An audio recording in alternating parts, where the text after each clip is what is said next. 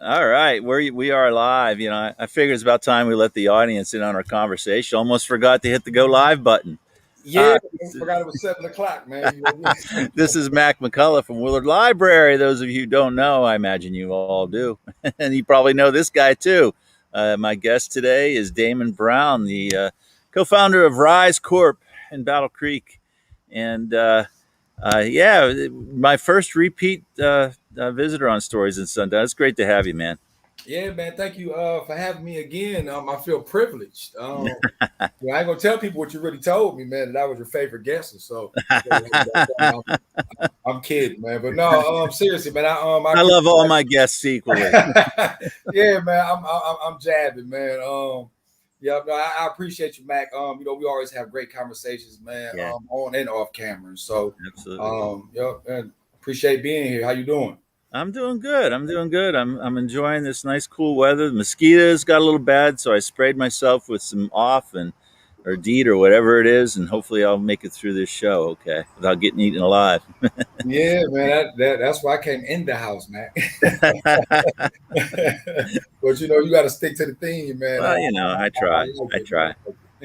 So when we talked, when we talked a couple of weeks ago, you were just about to do your last food distribution. Rise has through the pandemic has been well among other things you've done. You've been distributing food and other essential items to families and people every week. And I wanted to just kind of wrap full circle on that and talk about that. You said you were up to 350 families a week. Is that Yeah, right? man. Yeah, yep, yeah. It was a beautiful experience. To be able to just participate in something so great, with Yeah. such a great crew. The Rise organization. There's been so many different partners that partnered up with us during this last. It's been over a year now. We actually started last year March, Right. Yeah. right outside, right out of my house here. I was giving out food boxes right out my side door. We started off with 10 families again last Wow. March, and then um, the last distribution we did, which was a couple weeks ago, we were at 350 families. Wow. Wow. So yeah, it was again, it was a beautiful experience, but also bittersweet to see such a need in the community, especially during this time. Yeah. Yeah. What did you learn about that through that experience? And tell me about some of the people you met and some of the things that yeah really have stayed with you throughout that. Yeah, Mac. Man, so there's so many things that I've learned. Um, been a plethora of things. So for one, just again seeing such a need and understanding that the need was here before COVID. COVID just exposed things, and then to see the love and trust from our community to continue to come week after week, and for it to grow to 350 families a week. Um, have some great partners throughout this. First, we want to give much respect and love to United Way for being able to fund us throughout this whole process and just be great partners, even outside of the funding, just helping out with technical things, anything that we've needed. Of United Way have been there for us. Nakia Bayless. Um, Yeah. so also Vosis, Burma Center, uh, Carewell Senior Services, um, African American Collaborative, Urban League. Yeah. Man, so can't forget Sprout. Man, Sprout has been tremendous in this in regards to supplying the fresh food for us. Who else? Food Bank. Um, man, and then just so many individuals. It's truly been a community effort, and anytime we say community, um, emphasize unity Yeah. in that community, because that's what it's truly been, is been unity. And it's been from all walks of life. It's not has just been just one, group of people, or it's been from all walks of life. So that's been a beautiful thing. And so um one of the things that stuck with me the most, I tell people, is even the reason why we started a second distribution over post Franklin. Over time we began to again see the numbers grow, and Yeah. every week we take certain get certain information, collect certain data. The data tells a story, it tells a real story, and so throughout that data, one thing that we collect is zip codes, and so we seen a lot of the 49014 and 49015 coming over here to the Washington Heights community, receiving the services. Mm-hmm. And we had talked about, like, man, it's a lot of people come from over there. We might need to start one over there. And we had a great relationship with the Calhoun County Faith-Based Coalition, Yeah. and that's led by Dr. William Bell. And so within that, his church is actually over there, the Post Franklin neighborhood on Illinois Street. And so one day there was a lady that rode her medical scooter all the way from Illinois Street to Washington Heights Church to get a food box and the cleaning supplies and stuff. And so a medical scooter with an oxygen tank. Hmm. Now, this is 3 miles.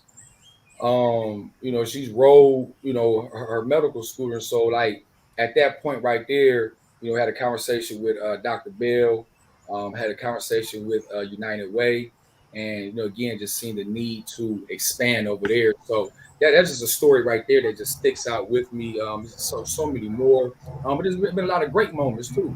A lot Yeah. of great moments, man. Again, a lot of togetherness, lot of love, and so being able to um, a lot of people have been able to come and you know get community service, be able to help their community, so that's been a great thing to be able to have this platform. So Yeah. And it's really great to see. It's kind of a cliche that when communities face disasters, and the pandemic certainly was one, that people come together. But it's been really extraordinary to see the variety of organizations that have united around this. And although this food distribution program may be suspended now or over for now, I mean that need's still there, and a lot of you are talking about what's ahead and what's next. So yeah, what is next? yeah. And so we're looking into that, and I just want to, words are very powerful to me. And Matt, thank you all for coming out. You came out, Willard Library. I almost said Willard Beach for some reason. Willard Library came out. I believe it was around. We did some school stuff. I think it was. Was it around back to school? Yeah, Yeah, I was there. I should remember. yeah, We gave away a lot of different things, and yeah, yeah. books, and there's never enough. Yeah, yeah, yeah. And so again, just to reiterate, and so I heard you say, the program was suspended, and so we ran out of funding. That's what That's what always happens, right? that's what The need happened. doesn't go away. It's not Yeah, like you're yeah, like, yeah, oh, problem solved. yeah, the need is still there. So Yeah, we were being funded through the disaster relief grant yeah, that came down from the CARES Act and those things. And so the funding just ran out. And right. so we are looking for partners to be able to continue this. We would love to be able to continue doing the food distribution. And so we are looking to some things, and we might not be able to do it every weekend, maybe once a month, a couple of times a month, but we are definitely looking to continue in some shape, form, or fashion of the food Sure. distribution, because there is a need. And I'm constantly getting calls, and I mean, people are still coming up to the church, asking, what week are we want to start it back up. And so Yeah. it is something that we would love to continue to do. And so, if we can get some more support around that, some more funding, we will continue. Yeah, yeah, and I know you. I didn't mean to indicate that you were quitting, but you know, No, no, the, no, the no. I didn't. It's just words are powerful. words People. are powerful. You're absolutely So right. I like to, be intentional about, But uh, you and I have talked before about that need was there before the pandemic. yes, sir. It certainly was exacerbated, and probably more families, more people found themselves vulnerable because of the economic fallout. Um, but you and I talk a lot about how do you get ahead of the need. Um, Yes, and you've talked eloquently about a story that was printed in the local paper about health indicators. Also, nothing new, but talking a lot about how you work in the community to improve health outcomes. Why don't you talk a little bit about that?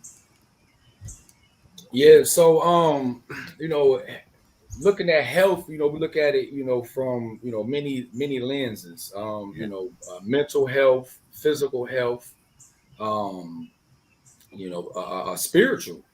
And so from our standpoint, and you had asked me a question too about what are we doing next, and again, so that those are actually some of the things that we're addressing. And so RISE is a part of a group, a cohort, if you will, CCG, catalyzing community giving, yeah, which is RISE and seven other organizations right now, and we are acting as philanthropists in our community for the BIPOC community specifically.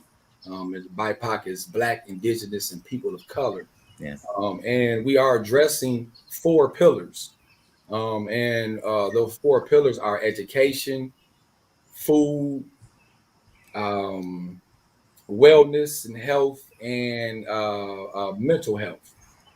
And so, with that, again, we just take education, for instance, that I feel like that's a health piece, because we talk about the education of our people and the advancement of our people, and through education is how you gain true freedom, and so um the food piece. We just talked about the fact that we've looking to starting that back up, in some form. And so one of the things that we do need to understand is being able to sustain ourselves.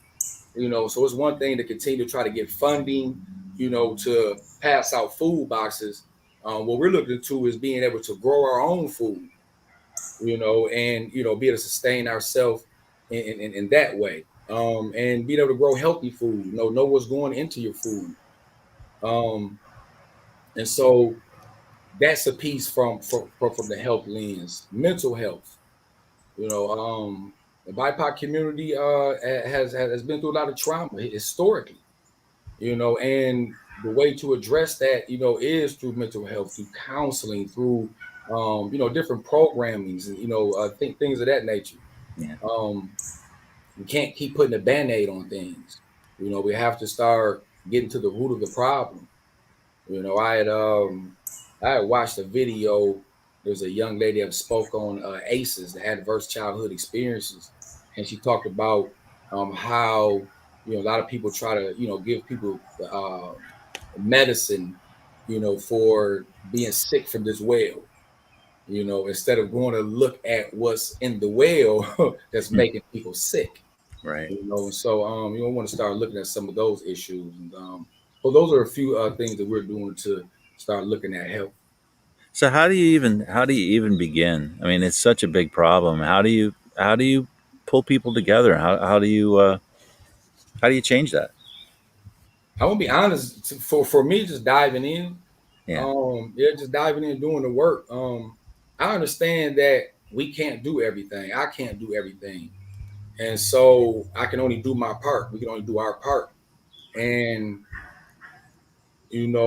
I love to collaborate. I love to partner with um, people that have great energy.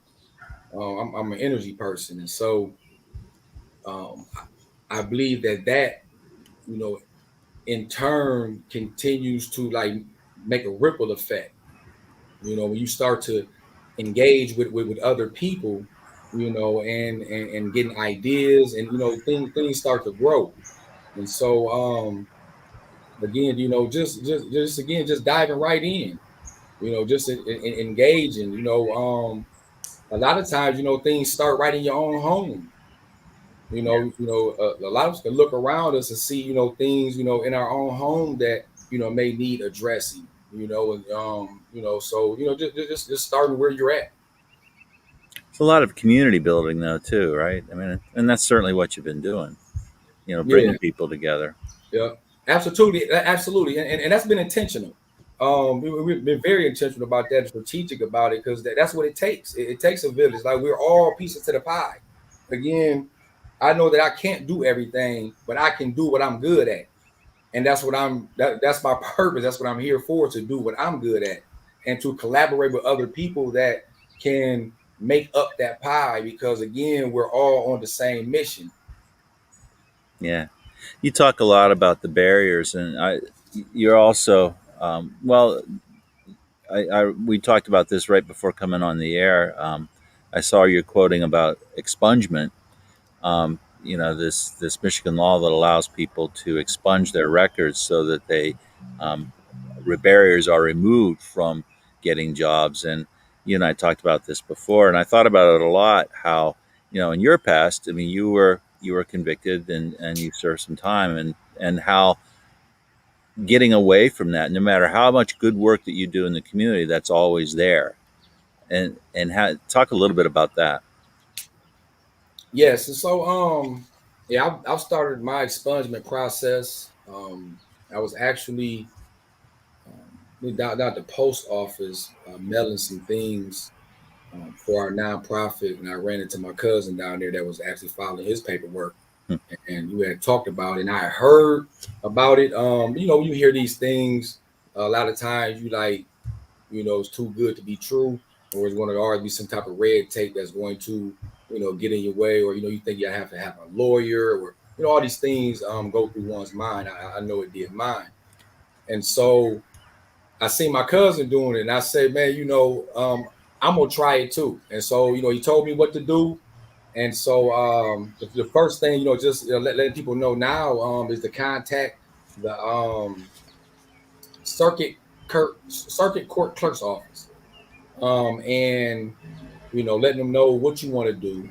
That you want to get your felonies expunged, and you go down there and you get the paperwork to be able to fill out the application, to be able to fill out to send off. There are some other things that you have to do in regards to getting fingerprints done, and stuff like that. And so it's not it's not a it's not a tough process. It's just one of patience, and taking the time out to do it. And Right. so, again, I've gotten that process started. I got a court date next month, September, and so just waiting to see what happens with that. But yeah, um, my last felony was from 2001, and so it's been 20 years since I've uh, been charged with anything. Called a felony. It was a drug charge that I went to prison for.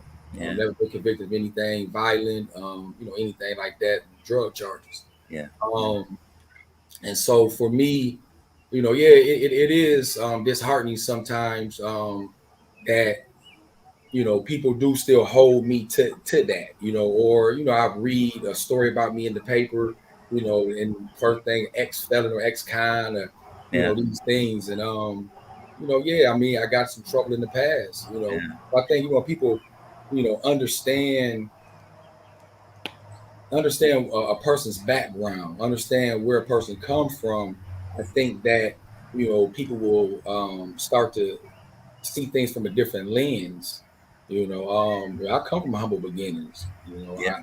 I grew up around drugs. I had a parent, that was addicted to drugs, growing up, Yeah. and so being around these things, by the age of 13, my mom was incarcerated, and I went to stay with my father, Yeah. and so during that time, staying with my dad. I was being rebellious. Went through a lot. Again, growing up. In certain environments, and so um, I got with a group of my friends that were also, dealing with pain, because that's exactly what I was dealing with pain, not knowing how to express myself, and, all the, adverse childhood experiences that I had experienced.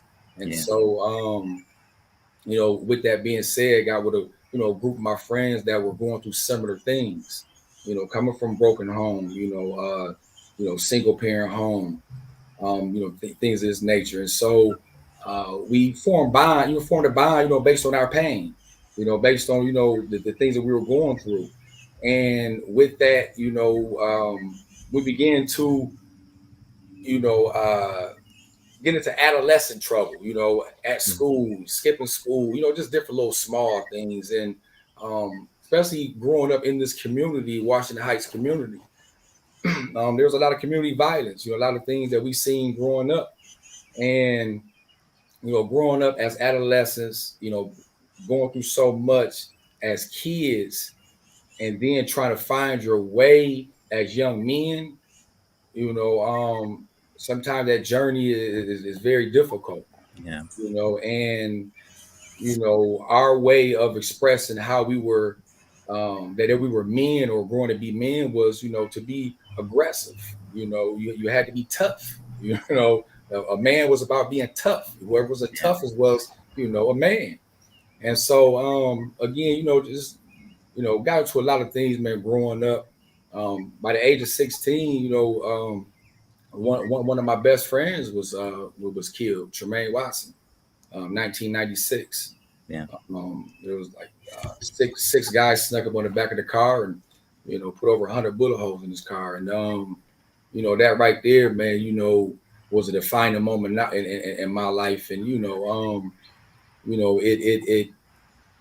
it throws you deeper into things, because now here it is, your brother, someone that you grew up with, that you share these similarities, is tragically taken from you, and then a year later, witness his brother, Quincy Webb, killed, and going through those type of traumas, man, again, it throws you deeper into the streets, Yeah. into the lifestyle. And so, anyway, long story short, by the age where I was 21 years old, I ended up catching a federal indictment, um, for selling drugs, and ended up going to prison for 10 years. Yeah.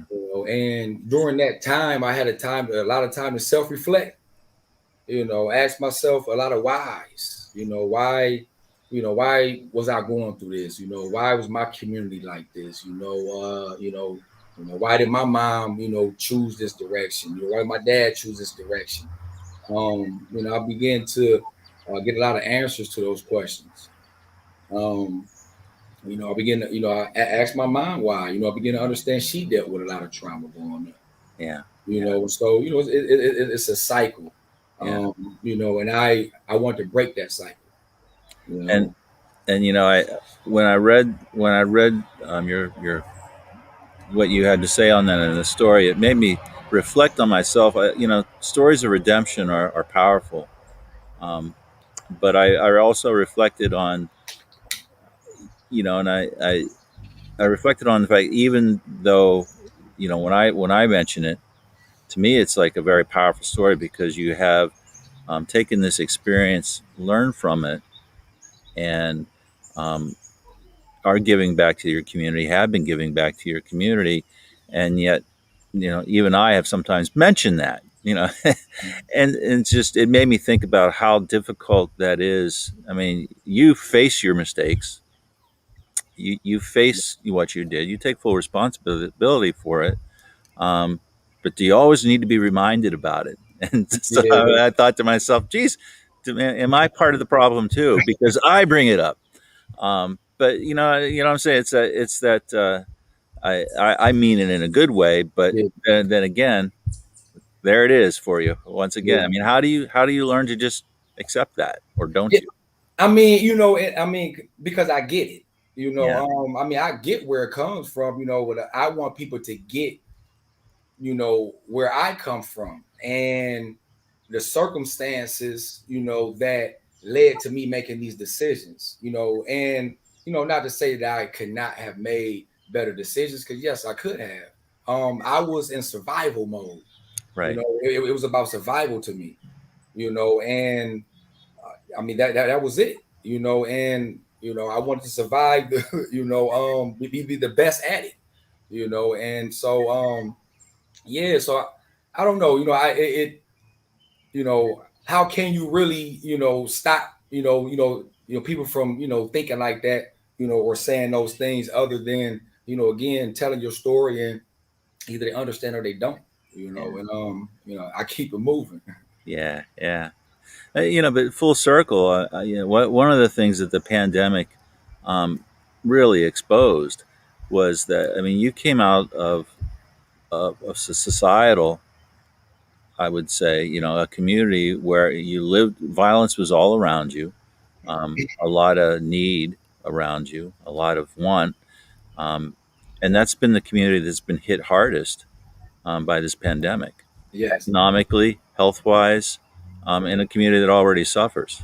Yes, and and understanding historically, Yeah. why is our community in this condition in the first place? Yeah. Why is the Washington Heights community 27% below the federal poverty level according to the Alice report? Why are we in these conditions? And again, we're fighting to get out of these conditions. This was, these things were all around me. Like, this is, what you do to survive in this community. This is what you do to get ahead, or to try to get out, and no, it's not the right way to do, but again, it's the thinking, that's what we have to change, the thinking. But first we have to create opportunities for people to be able to get out of what they're in. You have to actually, exchange, and I'm going to take this from you, but I'm going to put something better in your hand, but if I'm, not offering you anything better, I mean, it's um Maslow hierarchy, if your basic needs are not met, you're not thinking about anything, other than eating, Yeah. feeding your family, making sure there's a roof over your head, those basic things.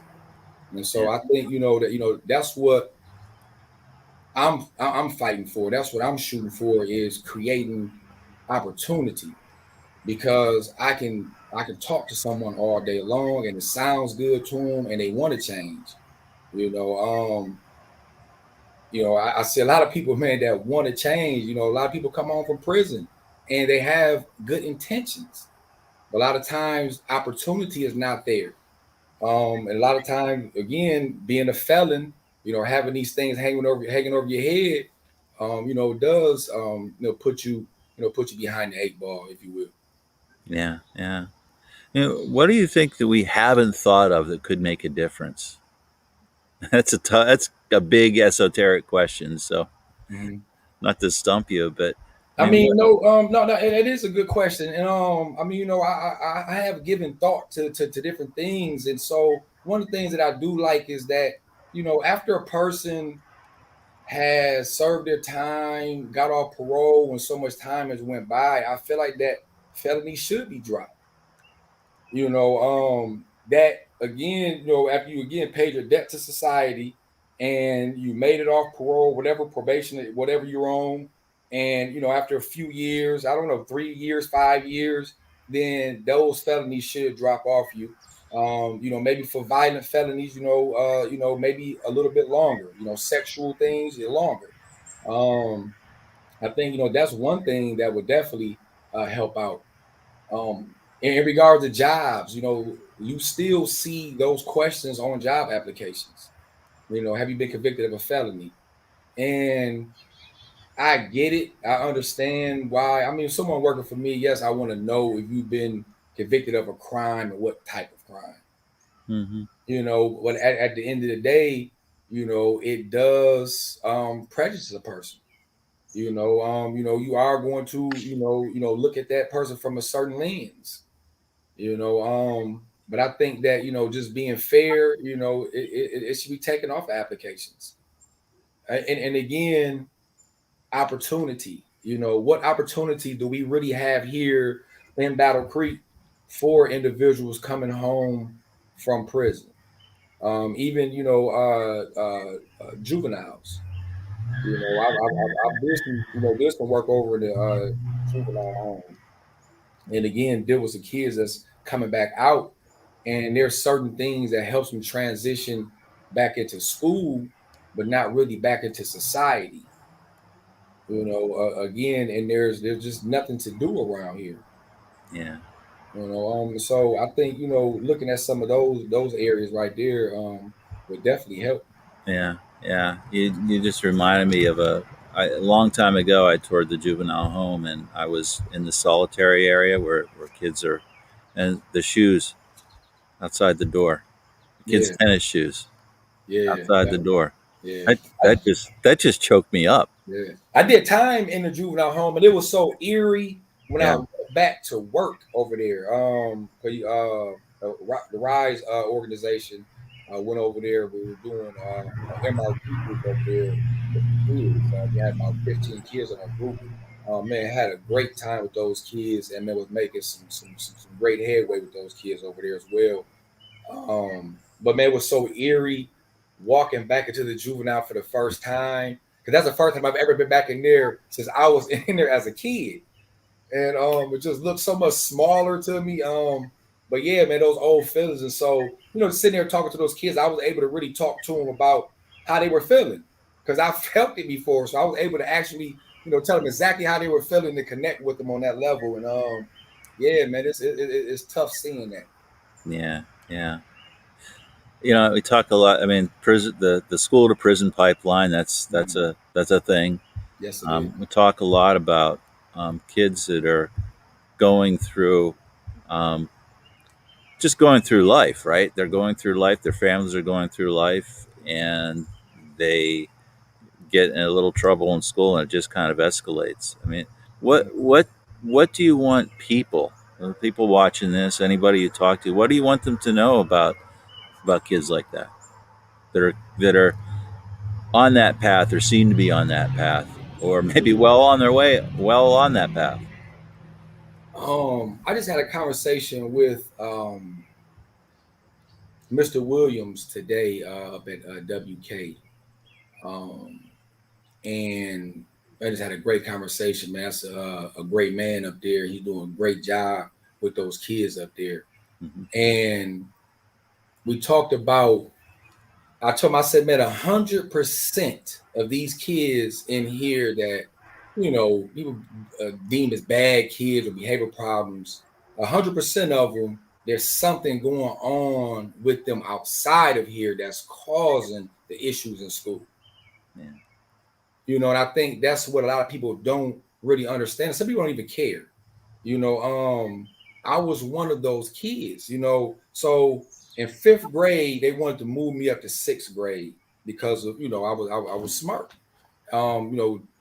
Great at school, and that's kind of when a lot of things start happening more at home. And anyway, by the time I got to sixth grade, my grades started dropping. Yeah. Seventh grade, I was getting E's, and I never got an E before, Yeah. but nobody ever asked why. Nobody ever said, Damon, why is your grade dropping? Why are you not concentrating in school? Like you were just, we were just trying to move you up a grade. But I could have told him, man, listen, you know, I heard my mom being abused last night. Yeah. I can't concentrate in school today. These things are going on at home. I can't concentrate in school today. And then maybe maybe I could have got help. And I wasn't going to just speak up. You don't talk about what's going on in your home. No. You No. know, no. And Society frowns on that. I say that again. The society frowns on you talking about what's going on at home. Yeah, Everybody. and especially in the black household, maybe you don't repeat what's going on in your house, and I don't want to get my mom in trouble. Right. I love my mother. Absolutely. That's my queen. So I mean, I don't want to get her in trouble. Or get us taken away or any of those things. And so yeah, I'm going to keep quiet. But again, I feel like that people need to pay attention to those things and understand that kids like that, there's something going on at home. Anyone that understands ACEs, adverse childhood experiences, I took the survey. I Yeah. scored a 10. And so again, just talking to those kids, and first you have to make a connection with them. You have to understand the culture. Like there's a certain language. Again, me and Mr. Williams were talking about that today. Like, I mean, kids use certain language, and as long as it's not towards each other or towards you in a disrespectful manner, like you have to sometimes listen, and understand like this is just a culture, and not trying to chastise and things all the time. We have to understand as adults. I learn from my kids all the time. It's a new era, it's a new way of doing things. We thought our parents were old fashioned. So how do you think our kids or this generation feels about us? And so I don't want to be old fashioned. So, and what I mean, I would say, I mean, I see you everywhere now. I mean, I see you all over the place. You're involved. You're getting quoted on TV stations, newspapers. Um, no, seriously, man, you're involved a lot, and a lot of it's really exciting. What excites you? What's giving you hope right now? What do you think? What do you think is possible right now that you might not have thought was possible a year ago, 2 years ago, 5 years ago? I wanted what's getting me excited is the growth of it all. Like it's I see things growing. I see some change happening. I'm in some meetings and part of some things that I know is coming up. That there's going to be some great changes happening. Excuse me. There's going to be some That's Wood TV right now. Wanted to talk to you, huh? yeah. Yeah, there's gonna be some great change happen. So that gets me excited. I'm gonna be honest with you. Just I feel like that. I even say I feel like I know that I found my passion, or my purpose. Yeah. Um, I found my purpose, man. That's really helping people. And just being able to give more of myself, and again the opportunities that's ahead. And so again just knowing that I found my purpose, that I'm doing what I'm supposed to be doing. Yeah. Yeah. Well, I love having you on. We burn through a half hour faster than anybody I know. That's it, Matt. See, that's what I'm talking about, man. We just get warmed up. Yeah, man. We do this every time, and I do want to read one thing, man. Always, we always have something that I think we shared something last time. What did I share? Maya Angelou last time. Yeah. Yeah.